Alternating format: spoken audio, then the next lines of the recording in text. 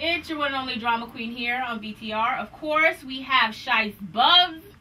I was popping this drama. It's good. How are you feeling? I'm feeling good. Good. The album is out. It's out in stores right now. Yes. IBD. IBD, International Bud Dealer. April 28th was the day. Right. It should have been 420, but it's 428, you know. It's all good. 8 days later, yeah. But I'm sure you're still smoking through it all, right? You still smoking. Now, talking about you and everything that's going on, we know Purple City is still the movement. Right. Still the boss, still the founder, still running things. But, things have changed up a little bit. There is a new Yeah, there is a new regimen. Right. Okay.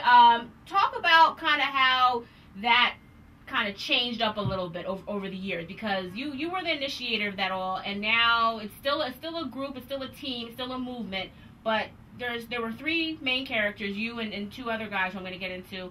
Right. But it's a little bit different right now. So who's currently on the roster for Purple City? Right now, the new Purple City roster, as I said, the new Purple City roster, it's Smoke Dizzle, one half of Smoking Numbers, Broadway Slim, Streets the Block, and Den 10. Now, getting back to this album, because that's definitely why you're here, and we have to talk a lot about it. You do have some notable features. You have Young Berg, Sean Kingston, the new Purple City fam, of course. Right. Now, I have to ask, Young Berg, did he get out of line? You had to slap him or anything like that? Nah, I'm saying, I'm going to keep it so funky. Like, when I first met Young Berg, I was like, I don't know. Like, this is before all the drama, before the chain, and before the smacks. This is when he, people was really getting to know him. Okay. And I was getting to know him too. Like, let me see what type of dude he is. Right. And my experience with Young Berg, he was a good dude. He was a good kid. Like, you know what I mean? So we did. So he wasn't disrespectful to you. He was never disrespectful. He was never Hollywood. Like, he thought he was too good to do songs or whatever. I did like 5 songs with Young Berg. He actually. Shouts to Young Berg, he actually was like, yo, you getting on this record? You getting on this record? You getting on this record? Like, forcing me to rap. I'm like, all right, So shouts to Young Berg. He kind of like pushed me to go hard with doing my thing, Now, with the album and everything like that, you're back in the midst. You've never really left, but of course people are hearing your name even more because IBD. You have a lot of things going on right now. But talk about this love that you have with the piff.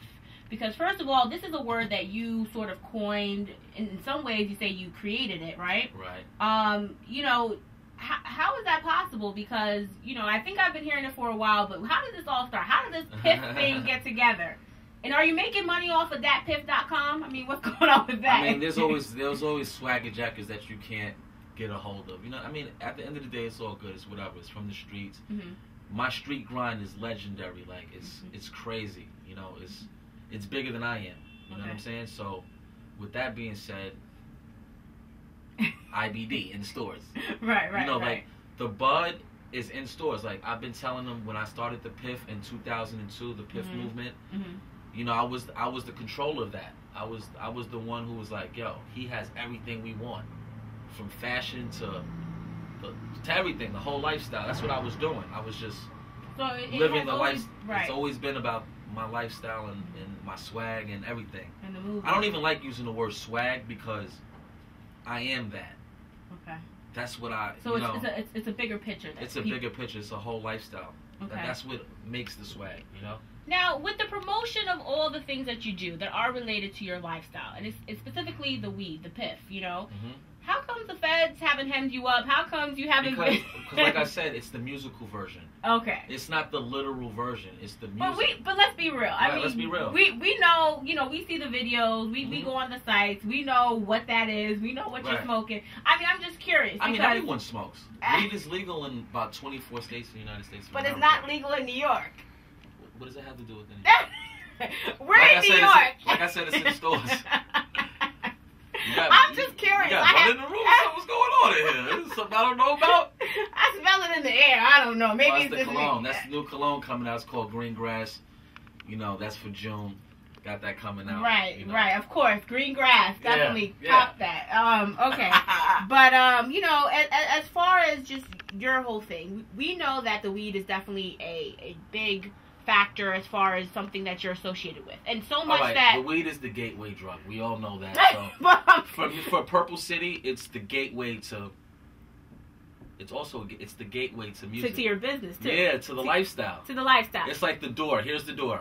You want to know the lifestyle, the real lifestyle, not the fake, sell drugs, shoot people, degrade women, not that part of it. The real part of it. Okay. Get money, cool out, have picnics, family picnics, you know, that type of thing. And then go smoke the joint on the side. You know what I'm saying? All right. Well, thanks for breaking that down. Yeah. But one of the things that you are involved in, because it is sort of something that you kind of go into, is you have this whole thing called the smoke-a-thon that you kind of, you know, are a part of. Now, I'm actually the host for that. You're the host. Okay, so as the host, I know a lot of rappers out there, they hate the fact of that, but it is just what it is, man. This is 2009. This is not the 90s or, you know, it's time to see new faces and a new generation of artists, and I'm, you know, one of the leaders of that. Okay. There's a lot of, you know, artists out there that really, you know, say that they can smoke a good, I don't know, blunt or whatever it is. That's about it. But now I have to ask, you know, with those artists that are out there, I'm sure you're very familiar. Yeah. Who do you think is your biggest competition? I really don't have any competition, to be honest. But wait, you know, how about Be Real? Because, I mean, I've seen that it's dude. Like his name, you know, let's be real. Like, I don't know. You know, you don't think, I've seen him handle a pretty big situation over there. I heard you. And I mean, we'll save it for August 19th. You know, if he happens to be there, he'll be one of the victims, you know. Wow. Coughing up a lung. We'll have the organ donors, you know. The organ donors. On deck with lungs available for all of you individuals who lose lungs. So you apparently have lungs of steel then. I don't have lungs of steel, but you know, I have West Indian background. Okay. So the ganja. Yeah. So you were in the woods then. It comes out my ears, through my eyes, everything, you know. All right. So I mean, have you delved within a different? I guess there are different types of weed. That's what I'm hearing. I've seen some of the videos out there. Shouts to the West Coast. They got it on lock right now. Right. So is that like does that make you nervous anyway? Like, Dad, they're about to throw something at me I haven't even had before. I mean, I've basically done it all. Okay, all right. So you're very confident then. Right. You're very confident. Yeah. Now, IBD, it's an album reflecting all of that. Okay. All right. Stores, yeah, right now. So okay, we got to get into another break because one thing that you're definitely confident about is your music. So we got to hear more of it. So let's get into another one of your joints, of course, as you went only drama queen here on Major Players Radio on BTR. Now, you know, dealing with, I guess, the ups and downs of what it is to run a group, to deal with a group, and to kind of be a part of a group. Does the whole Cameron and Dipset breakup surprise you, or did you see it coming? I saw it before it even happened. I you know. So what were the warning signs?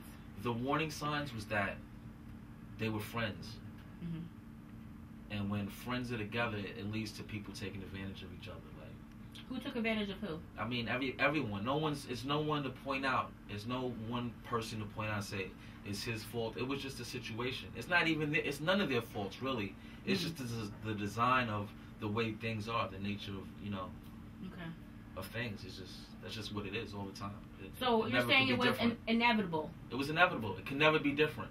Now that we're going into the summer and there are rumors of them maybe... Those are just rumors.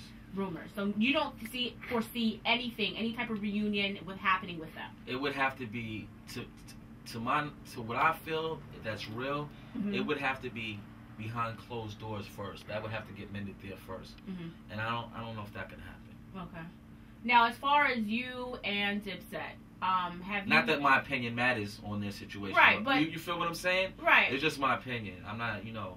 Okay. They might be speaking. I don't know. I don't really deal with them like that. Okay. But as far as your relationship with them, I mean, would there ever be any situation that can bring you back on that same level as you were once with them? I look at it like Jim Jones. I really look at it like him, like, if the money is there, if it's about money, because I'm not giving up anything, nothing for free anymore. Okay. Like, that's done.